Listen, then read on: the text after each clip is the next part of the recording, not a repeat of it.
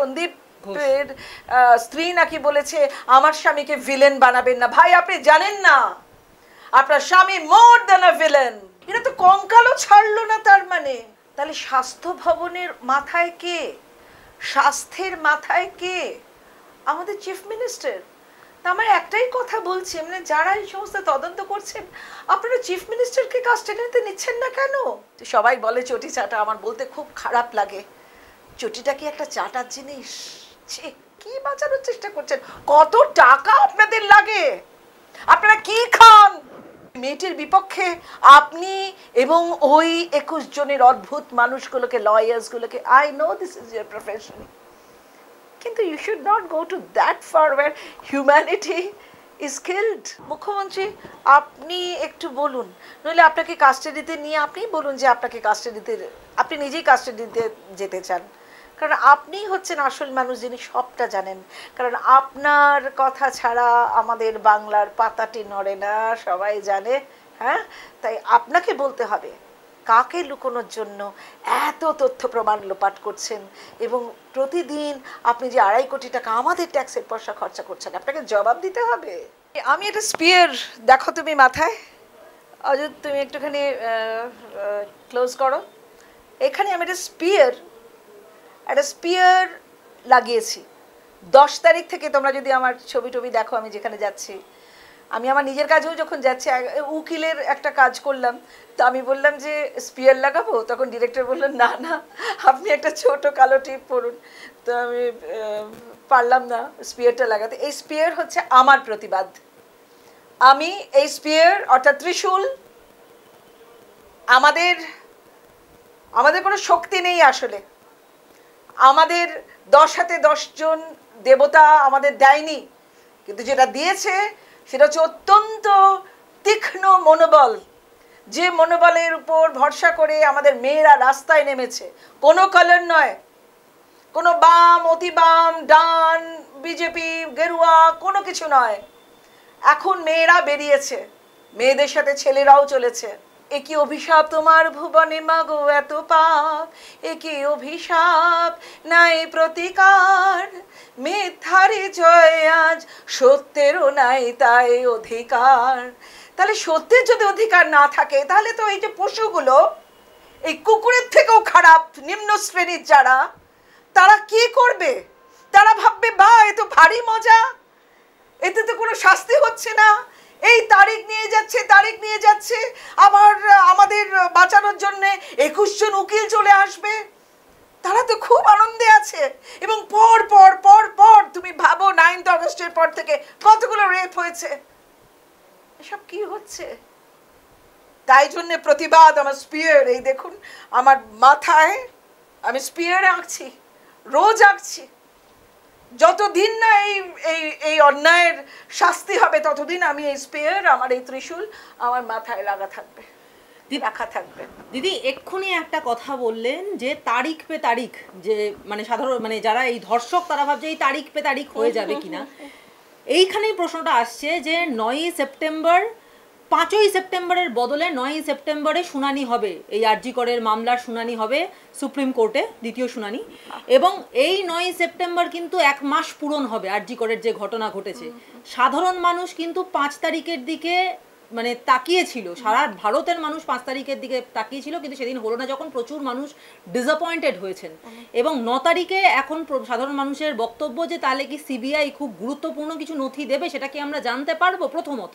এবং দ্বিতীয়ত তাদের বক্তব্য হচ্ছে যে এই বিষয়টা অন্যান্য যে কেসগুলো, রাজ্য সরকারের কিন্তু একাধিক কেস যেগুলো সুপ্রিম কোর্টের আওতায় ছিল, সেগুলো ওই হঠাৎ করে ওই তারিখ পে তারিখ হয়ে গিয়ে ব্যাপারটা প্রায় তলিয়ে যাওয়ার মতো অবস্থায় চলে গেছে।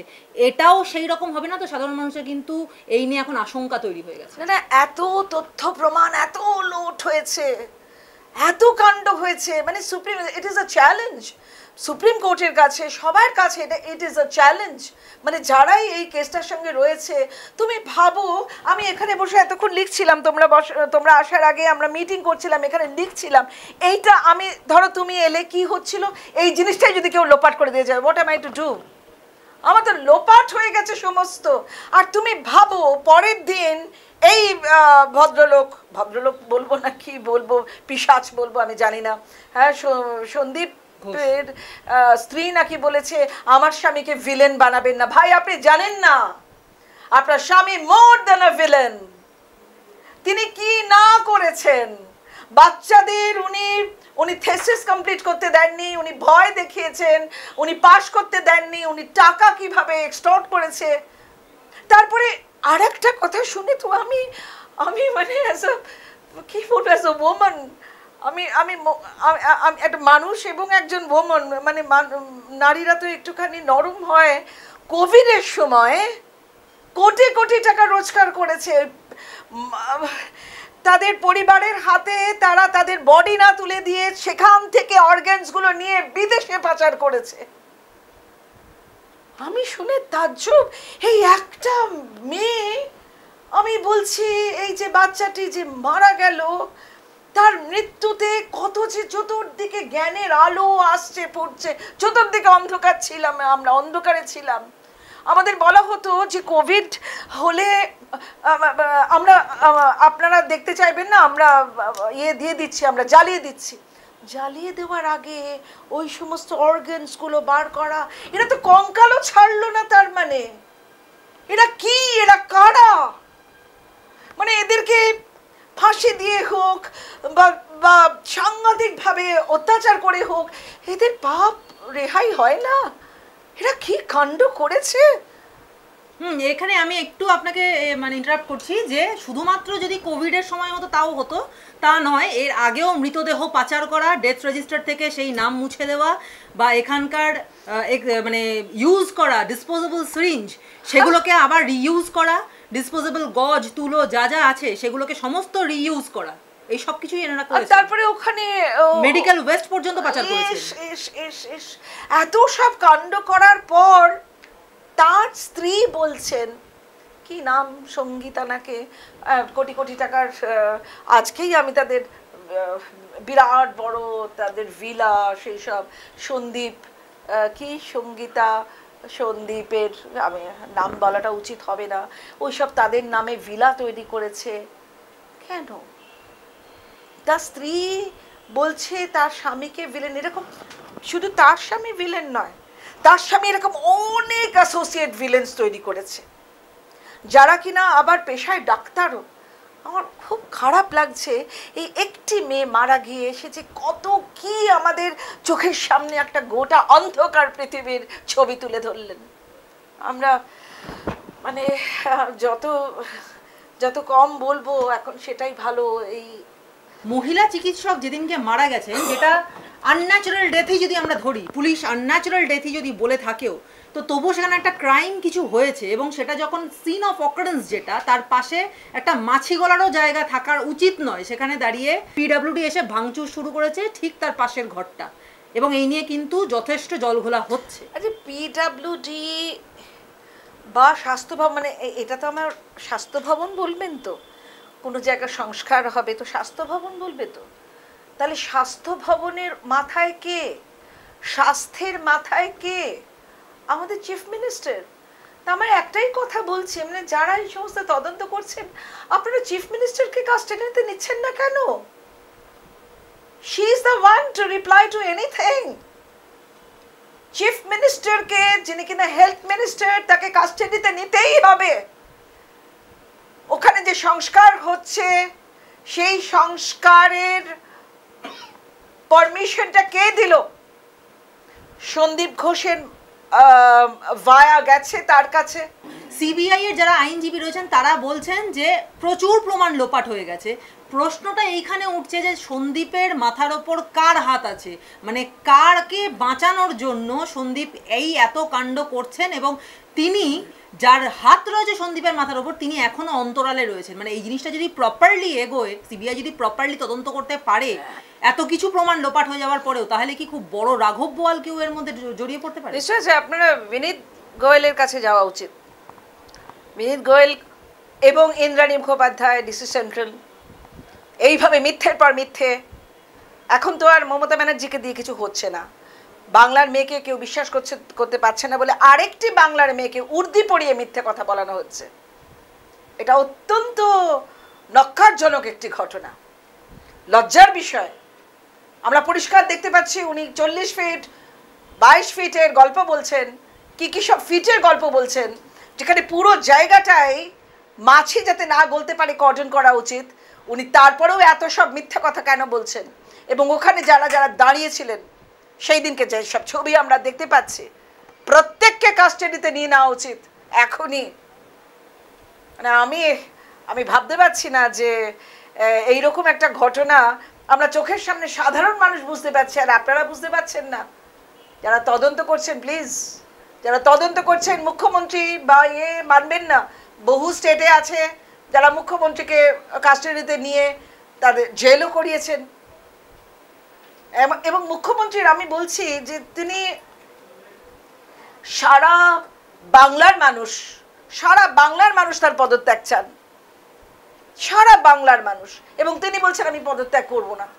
ক্ষমতার এত ইচ্ছে, ক্ষমতা আঁকড়ে থাকার এত লোভ, এতগুলো মানুষ। আর তারপরে আর একটা কথা, তিনি কাঞ্চনের ব্যাপারে একটা কথা বললো না যে কাঞ্চন তুমি এটা বলতে পারো না, তাকে তো কোনো রিভিউ করা নেই। কাঞ্চনের এমনিতেই তৃণমূলে তার অবস্থা, কল্যাণ বন্দ্যোপাধ্যায় তাকে নামিয়ে দিয়েছিল যে তার নাকি চরিত্র ভালো না, তাকে দিয়ে প্রচার করালে তিনি জিততে পারবেন না, এই কথা বলে কাঞ্চনকে সরিয়ে দিয়েছিল। কারণ তখনও উনি কিছু কাঞ্চন সম্পর্কে বলেনি।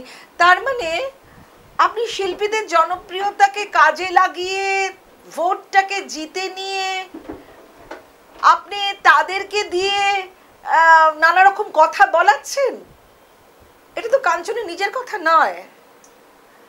এবার যদি আমরা বলি ওটা কাঞ্চনকে আপনি বলেছেন যে যারা যারা আমাদের পুরস্কার পেয়েছে বল ফেরত দিতে, এটা তো কাঞ্চনের নিজের কথা নয়। যদি নিজের কথা হতো তাহলে আপনি একদম প্রকাশ্যে তাকে শাস্তি দিতেন বা তাকে বলতেন, তাকে ভৎসনা করতেন, কিচ্ছু বলেননি তো। তার মানে আমরা মেনে নিচ্ছি, কিন্তু আমরা বুঝে নিচ্ছি যে এটা আপনার কথা মুখ্যমন্ত্রী, আপনার কথা। যে শিল্পীরা আমার এগেনস্টে গেল তাদেরকে তোমরা সাবধানে চোখে চোখে রাখো। আমার কীর্তন আপনার কুণালকে দিয়ে আপনি বলেছেন যে আপনার কীর্তন গাইতে হবে নাকি, আপনার কীর্তন গাইতে হবে। এতগুলো শিল্পী আপনার পাশে যাদের মাথার উপর আপনার হাত আছে, আপনার কীর্তন গাইতে হবে, আপনাকে নিয়ে সিনেমা করতে হবে, আপনাকে নিয়ে ডকুমেন্টেশন করতে হবে। এটা কুণাল বাবুকে দিয়ে বলালেন। যখনই আপনি কাউকে ভৎসনা করছেন না আপনার লোকেদের, তার মানে এটাই ঠিক হলো যে আপনি বলে পাঠাচ্ছেন এবং তারপরে চুপ করে আছেন, দেখছেন, জল মাপছেন লোকেরা কে কি বলছে। শিল্পীরা কিন্তু আপনি 5 বছর 10 বছর 15 বছর 50 বছর থাকুন, এরা তো হাজার হাজার বছর ধরে। আমরা শিল্পীরা বেঁচে থাকি আমাদের কীর্তিতে। এইভাবে অপমান করানোর কোনো অধিকার আপনার নেই। আপনার নিজের এই যে সমস্ত সবাই বলে চটি চাটা, আমার বলতে খুব খারাপ লাগে। চটিটা কি একটা চাটার জিনিস? ছি, আপনার চটির নিচে গু আছে কি নোংরা আছে কি আছে আমরা তো জানি না, সেগুলো চাটবে লোকে, সেই সব বলছে, চটি চাটা বলছে, শিল্পীদেরও বলছে। এবং কুণাল বাবু সত্যি চটি চাটা বানাতে চাইছে, বলছে ও মমতা ব্যানার্জিকে দিয়ে তো কীর্তন হলো না, কেন কীর্তন? তাহলে আপনি কি ধুঁয়ো ধরবেন? কীর্তনের ধুঁয়ো আছে জানেন তো, ধুঁয়ো আছে, সেই ধুঁয়োটাকে কুণাল বাবু আপনি ধরবেন? তাহলে আপনার চাকরিটা থাকবে? সেই মুখ্যমন্ত্রীর প্রসঙ্গ যখন আসলো তখন একটা প্রশ্ন স্বাভাবিকভাবে উঠে আসে যে তিনি রাজ্যের মাথায় বসে আছেন, একজন মহিলা মুখ্যমন্ত্রী হিসেবে তার কাছে আমাদের এক্সপেকটেশন প্রচুর ছিল, যে এক্সপেকটেশন পূরণ হয়নি বলে সাধারণ মানুষ মনে করছে এবং রাস্তায় নেমে আসছে। মুখ্যমন্ত্রী অপরাজিতা বিল আনলেন যাতে 4 দিনের মধ্যে ধর্ষকরা ধরা পড়ে বা তাদের জন্য উপযুক্ত শাস্তির ব্যবস্থা করা যায়। এক নম্বর একদিকের পয়েন্ট। সেকেন্ড পয়েন্ট, দ্বিতীয় দিকে দেখা যাচ্ছে যে ধর্ষিতা মেয়েটির জন্য স্বতঃপ্রণোদিত মামলা করলো সুপ্রিম কোর্ট, সেখানে তিনি 21 জন আইনজীবীর পল্টন দাঁড় করিয়ে দিচ্ছেন, যাদের প্রত্যেক দিন হিয়ারিংয়ের যেদিনকে ডেট থাকছে সেদিনকে তাদের জন্য টোটাল রাজ্যের ট্যাক্স পেয়ার্সদের টাকা থেকে 2.5 কোটি টাকা করে খরচা করা হচ্ছে। তো তিনি কি বলতে চাইছেন? মানে this is bit of an oxymoron. মানে সোনার পাথর বাটি, সোনার পাথর বাটি, এই তুমি আমার মুখের কথাটাই কেড়ে নিলে। সোনার পাথর বাটি। প্রথম কথা, আপনি যে বিলটার জন্য এত হই হই করলেন, এগুলো না সব মানুষের চোখে ধুলো দেওয়ার জন্য। ভারতীয় ন্যায় সংহিতায় সমস্ত আছে, সমস্ত আছে যে এর ক্যাপিটাল পানিশমেন্ট আছে, অর্থাৎ ফাঁসি, এর জন্য সব কিছু আছে। আপনি সেসব না জেনেই আবার একটা বিল আনলেন কেন? এই কলমটা দিয়ে লেখা পড়ছে, আপনি এর মধ্যে আবার কালি ভরবেন? তা কি হয় নাকি? লেখা তো পড়ছে, লেখা তো আছেই, আমাদের ন্যায় সংহিতায় লেখা আছে যে এই রেপের অপরাধটা কি, অপরাধের শাস্তি কি। আপনি তার উপর দিয়ে আবার, আর কখন হয় 4 দিন, 4 দিনের মধ্যে এটা হয় নাকি? আপনার মতো লোক তো আছে নথি তথ্য প্রমাণ লোট লুপাট করে দেওয়ার, 4 দিনে ধরতে পারবেন? পিডব্লিউডি কে বলা হলো, এই দেওয়াল ভেঙে ফেল, এই বাথরুম ভেঙে ফেল, এই যেখানে অকারেন্সের জায়গা সেই জায়গাটা ধ্বংস করে দে। আর তারপরে আমি মুখ্যমন্ত্রীর কথা বাদ দিচ্ছি, আমি এবার ওই 21 জন লয়ারের কথা বলছি যারা এই বাচ্চাটির পক্ষে না দাঁড়িয়ে বিপক্ষে দাঁড়ালেন আমাদের ট্যাক্সের পয়সা খরচা করে। আমি কপিল সিব্বল দাকেও জিজ্ঞেস করছি, কপিল সিব্বল দা, আপনার এত টাকার দরকার, আপনার তো 50 বছর হয়ে গেল এই এক্সপেরিয়েন্স, এই প্রফেশনে প্রায় 50 ইয়ার্স, আপনি কেন এই এই কেসে ওই মেয়েটির বিপক্ষে দাঁড়ালেন? মেয়েটির বিপক্ষে বলছি আমি, মেয়েটির বিপক্ষে দাঁড়িয়েছেন আপনারা। সারা পৃথিবীর লোক যখন মেয়েটির পক্ষে, ওই রকম একটা হিনাস ক্রাইম, আপনি কি বাঁচানোর চেষ্টা করছেন? কত টাকা আপনাদের লাগে? আপনারা কি খান? কতটা খান? কিভাবে খান যে আপনাদের এত এত টাকার দরকার ওই মেয়েটির বিপক্ষে? আপনি এবং ওই 21 জনের অদ্ভুত মানুষগুলোকে, লয়ার্সগুলোকে, I know this is your profession, কিন্তু you should not go to that far where humanity is killed. তাহলে আপনাদের মনুষ্যত্ব খুন হলো, আপনাদের মনুষ্যত্ব নেই, মানবতা আপনাদের কাছে কোনো মানে রাখে না।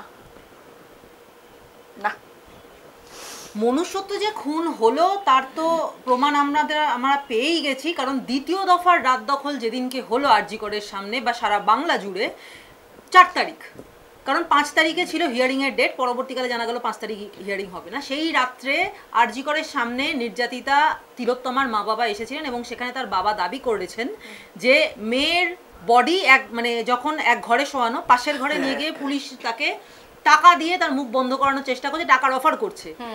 এর মানে এই বিষয়টার বিপক্ষে গিয়ে তৃণমূলের পক্ষ থেকে একটা ভিডিও দেখানো হলো, মানে শশী বাজার প্রেস কনফারেন্সে, যেখানে তারা বলছেন যে পুলিশ আমাদের টাকা দেয়নি, মানে এটা আমরা ভুল কথা, যে পুলিশ আমাদের টাকা দিয়ে কেনার চেষ্টা করেছে।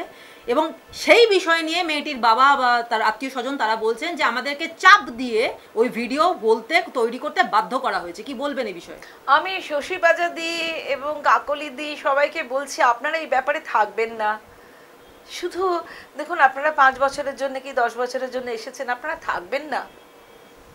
আপনারা আপনাদের মুখ্যমন্ত্রীকে বাঁচানোর জন্যে বা সরকারটাকে টিকিয়ে রাখার জন্য আপনারা অন্তত এই ব্যাপারে থাকবেন না। দিদিরা, কাকলিদা, আপনি বলেছেন মেয়েরা নাকি কোলে বসে পাশ করেছে, যাই হয়ে যাক না কেন, এই কথা আপনি কি করে বললেন নিজে একজন ডাক্তার হয়ে? বলবেন না এই সমস্ত কথা। তাতে কিন্তু আপনার নারীত্ব বাড়ছে না, আপনি এই মেয়েটার পাশে দাঁড়াতে পারছেন না। শশী বাজাদি, আপনি জানেন না, হয়তো অনেক কিছুই জানেন না, অনেক কিছু। আপনারা ডাক্তার, আপনারা তো অনেক পড়াশোনা করেছেন, হ্যাঁ, আর ওথ নিয়েছিলেন যে আমি আমার যারা পেশেন্ট তাদের কাছে আমি যেন ঠিক মতো দাঁড়াতে পারি। You are gods, but why are you acting devilish? আপনি জানেন না সেদিনকে ওই বাবা মাটিকে চোখের সামনে দাহ করে দেওয়া হলো তাদের কনসেন্ট ছাড়া। বাবাটি বারবার করে বলছে, আমার কি পয়সা ছিল না মেয়ের দাহ করার পয়সা দেওয়ার? কিভাবে তথ্য প্রমাণ লুট, কারণ মেয়েটিতেও একটা, মেয়েটার পুরো শরীরটা একটা তথ্য প্রমাণের জায়গা, সেটাকে যত তাড়াতাড়ি নষ্ট করে দিতে পারে ততই তো মঙ্গল। ততই তো এইভাবে আমরা হা করে আছি, এই এই এই কি হবে কি হবে, তথ্য প্রমাণ নেই। আপনারা এইসব কথা বলছেন। সেই বাবাটি কে পুলিশরা টাকা দিতে গেছিল এবং বলেছিল চুপ চুপ চুপ, আপনারা কিন্তু যদি এই কথাটা বলেন পুলিশ কিন্তু আপনাদের সামনে থাকবে না, পুলিশ আপনাদের সামনে থাকবে না বলেছিল। হ্যাঁ, সেই জন্য ভাবলো পুলিশ যদি আমাদের সঙ্গে না থাকে, কারণ বাবা মা তো জানতে পারেনি যে সারা পৃথিবী তাদের পাশে থাকবে। কে পুলিশ তখন তো জানতে পারিনি যে তাদের মেয়ের ডেথটা এত অসম্ভবভাবে আমাদের মনের মধ্যে থাকবে। আমরা মানে আমার দুটি কন্যা সন্তান, আমার এরকম অনেক কন্যা, এই যে এই মেয়েটি আমার পাশে বসে রয়েছে, even she is my daughter two.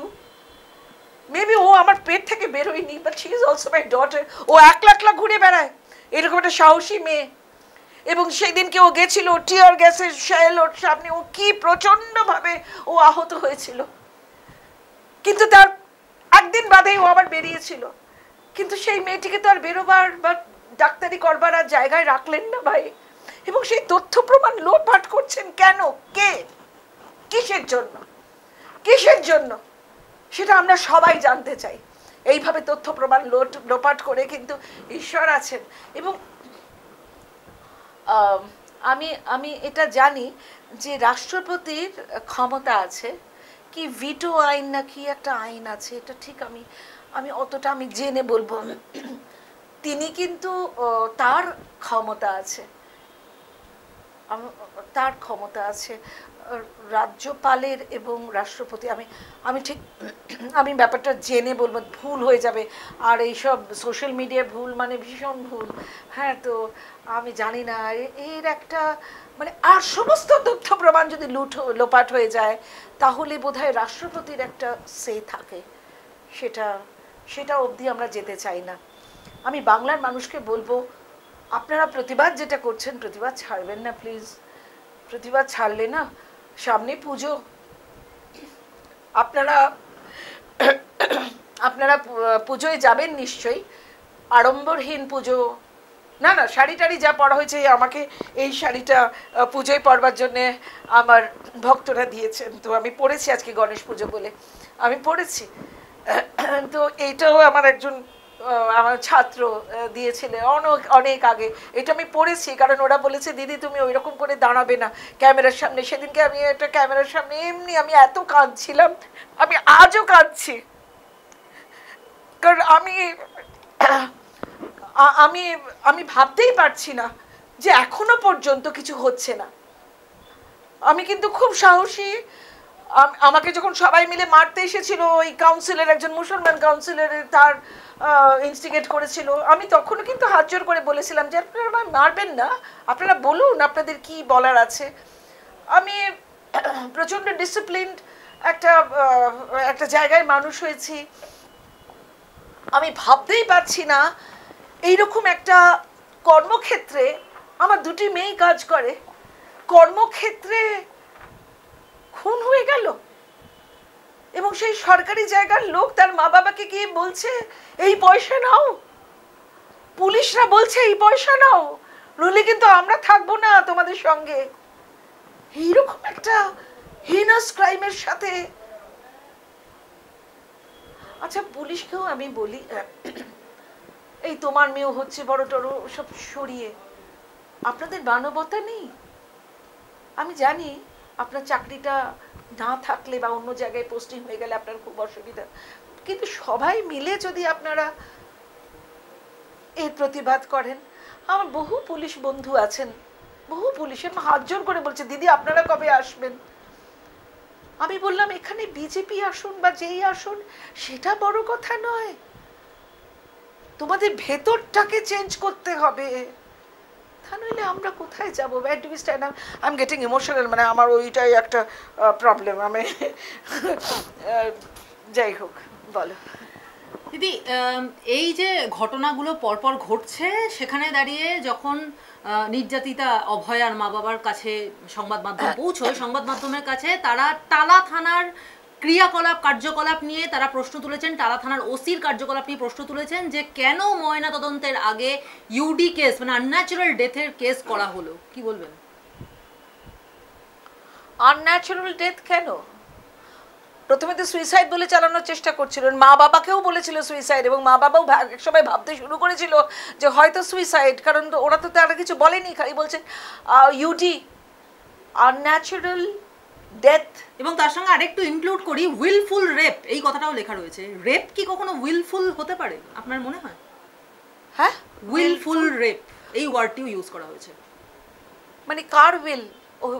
যারা দুষ্ট লোক তাদের তো উইল, আর তো কারোর বিল নয়। আর কারোর বিল হলে চোখ দিয়ে রক্ত ওঠে। আর মুখ্যমন্ত্রীকে একটা কথা বলে দিচ্ছি, ওই চোখ দিয়ে রক্ত ওঠে, আপনি ওই পিতৃপক্ষে প্লিজ চোখ আঁকবেন না, আপনি পিতৃপক্ষে আমাদের মায়ের চোখ আঁকবেন না।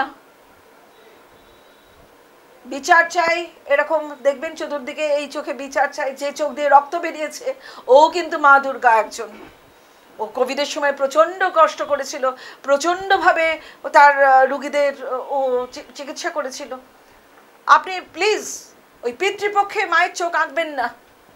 এই জন্যে কিন্তু এইরকম এত গোলমাল হচ্ছে প্রতিদিন। 9th অগস্টের পর থেকে কতগুলো রেপ হয়েছে, মুখ্যমন্ত্রী জবাব দিন সেসব কি করে হচ্ছে।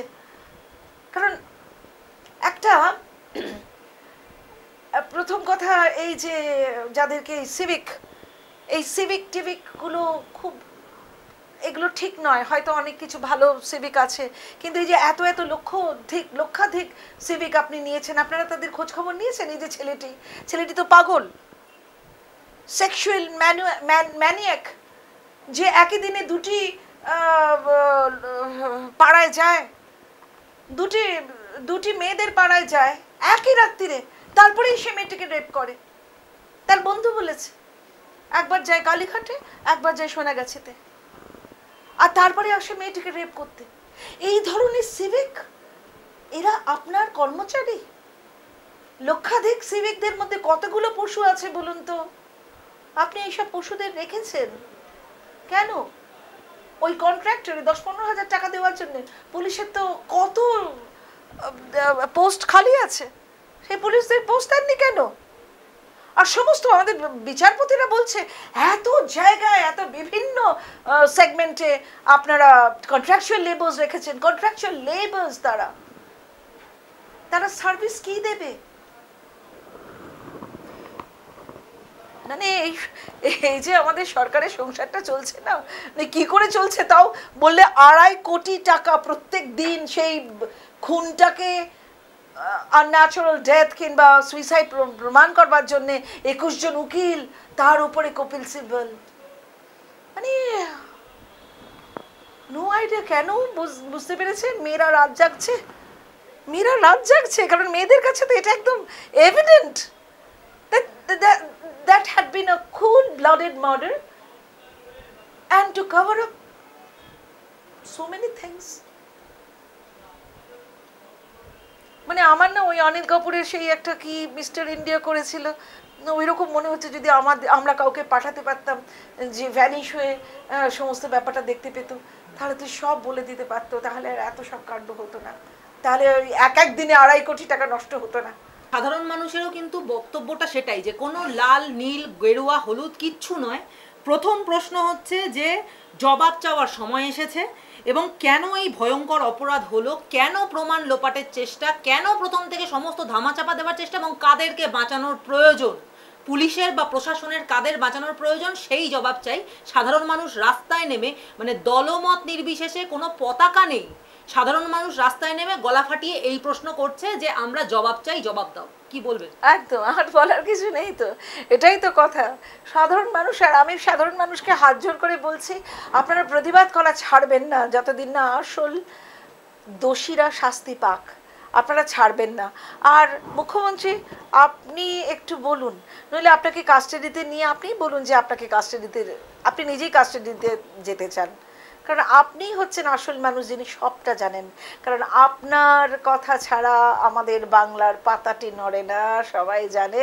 হ্যাঁ, তাই আপনাকে বলতে হবে কাকে লুকোনোর জন্য এত তথ্য প্রমাণ লোপাট করছেন এবং প্রতিদিন আপনি যে 2.5 কোটি টাকা আমাদের ট্যাক্সের পয়সা খরচা করছেন, আপনাকে জবাব দিতে হবে, কারণ আপনি আমাদের আসল অভিভাবক।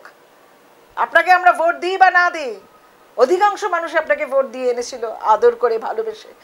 কালকেই আমার একজন অভিনেতা গায়ক বন্ধু, সে আমরা যেখানে যাচ্ছিলাম ও গাইবে বলে একসাথে আমার গাড়িতে, ওর পায়ে চোট লেগেছে, আমার গাড়িতে উঠিয়ে নিয়ে ওকে নিয়ে যাচ্ছিলাম, ওর গিটারটা খুব বড়, তো ও বলছে আমরা নিয়ে এসছি, ওই মানুষটিকে আমরা নিয়ে এসছি, কিন্তু আমরা খুব হতাশ। আর আমি শুধু হতাশ, তোমরা শুধু হতাশ। তখন ওই গানটা গাইলো যে দড়ি ধরে মারো টান হীরক রানী খান খান, ও সুন্দর গানটা বেঁধেছে। তাই হীরক রানী খান খান আমরা করব। দড়ি ধরে টান মারা শুরু হয়েছে, দুবাই অবধি পৌঁছেছে, ধরা পড়বেই। সাধারণ মানুষকে বলছি, আপনারা পুজো হোক যাই হোক, আপনারা কিন্তু প্রতিবাদ থামাবেন না।